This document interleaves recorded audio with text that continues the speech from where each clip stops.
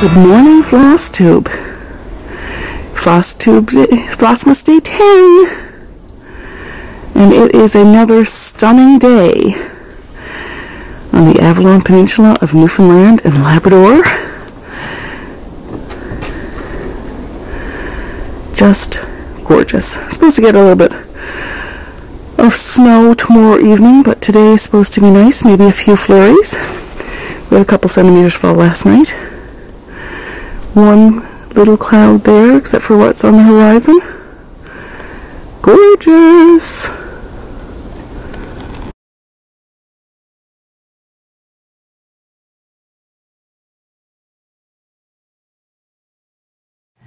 So I've got my fabric on to dye, but I've made a mistake, so I don't know if this is going to work. Well, two things.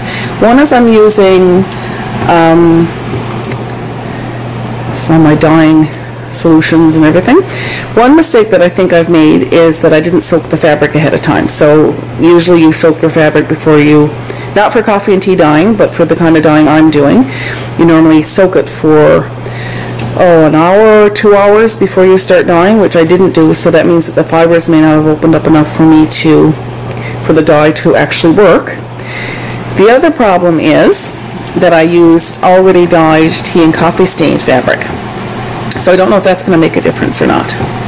Anyway, we're going to give this a try and see what happens, and then if this doesn't work out, I'll try it with I'll soak some regular white fabric to start for a couple hours and then start the process again. I'm using so I took a class at the Newfoundland Labrador Rug School's summer camp this past summer on how to dye wool for rug hooking, traditional rug hooking. So that's where the techniques that I'm using today came from. I'm in no position to teach anybody how to dye, but I just wanted to show you what I was doing.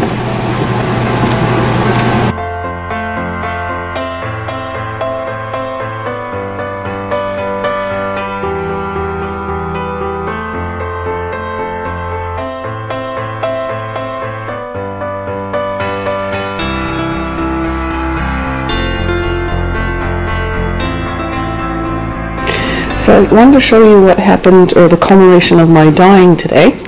Not really a successful day of dyeing. So this is the piece of fabric, excuse the wrinkles, but this is the piece of fabric that was tea and coffee dyed originally and that I left to soak, tried to dye with black. And it's turned into a nice gray, kind of a light gray. I'm holding it against the floor so it's kind of a browny gray, but against the floor it looks quite gray.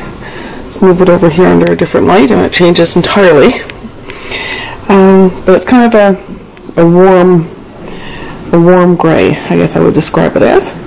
My other one is still in the pot, and I think it's fairly clear that this black is purple.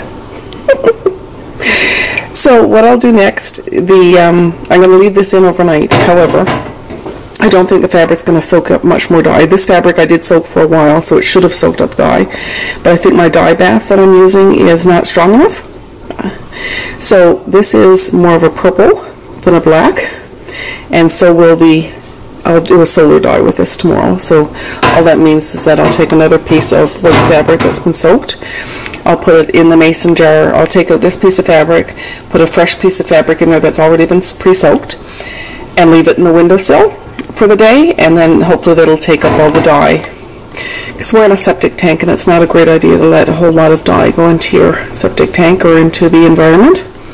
Even though it's natural dyes, they're acid dyes that I've used here, so we don't want that necessarily in a lot of that in my septic tank. So that's that. So give me a second and I'll get settled and we'll have a little chat. I just wanted to drop back and say hello. I wanted to show you again what I was stitching on. I decided this morning that I would stick with the same project that I was stitching yesterday for my day 11, which is according to my original plan that I had set out in my bullet journal, and then I will try and fit in the tis the season pattern that I was attempting to work on yesterday. As long as my fabric comes in this month, then I will attempt to fit that in another day. the cat is behind me playing, if you can hear her scratching, so hopefully she's behaving herself. So the ornament that I am working on right now, and several of the ornaments I'm going to be working on this week, comes from the 2016 Christmas Ornament Just Cross Stitch magazine. The one I've chosen is a hands-on design pattern. That's really cute. Let's get it out here.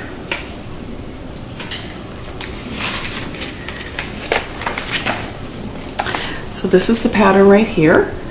This calls for a lot of specialty floss, which I don't have, so I'm swapping out my colors, but I think it's still turning out really nice. And I'm also doing mine on 28 count tea and coffee dyed fabric. Hopefully the camera's focusing on that and not on me. So I wanted to show you how far I got with that. I didn't get a whole lot of stitches in today, but I did get more than I had last night. So there's the galvanized tray, the candles which need wicks still, and the house which needs windows, light in the windows. And then there's a sprig of holly and such down at the bottom. So I am quite happy with how that turned out. I think the colors look great. And I'm still working on the black piece that says blessings across the back. That's why I'm doing the dyeing today. So I will keep you apprised of my dyeing journey and how, because I really want a chalkboard black finish to put down there. And I have some linen that's chalkboard black, but I want to do it myself on 28 count Monaco, so that's my goal. Angel, what are you doing? Angel's being a pain, aren't you? Being a pain? You want to come up? Come up. No. She's, this is the hour of the night when she starts to get very playful. It's also the hour of the night when she starts to get into my cross stitch things, so I'm just going to safely tuck this in here so she can't get at that. I just wanted to remind you that I'm doing another giveaway. It's for a Little House Needleworks pattern. Ding Dong Merrily on High. This is the pattern. And you can comment at the bottom of this video saying I would like to stitch the bells. Try not to mention giveaway, please. Just I would like to stitch the bells, and that'll get you entered for this draw. I'm going to draw it late. Well, I'm doing most of my videos late in the evening, so I'll be drawing it late. So I'll be making that draw late Thursday evening, so you have plenty of time still to join in and get the opportunity to win that prize. I hope you've enjoyed today's video. I'm really looking forward to seeing you again tomorrow. I'm really enjoying doing these videos, even though I feel like some days are not as exciting in terms of content as others. But I thank everybody who is commenting, who is especially people who are commenting, because then I know that you're right there and you're watching.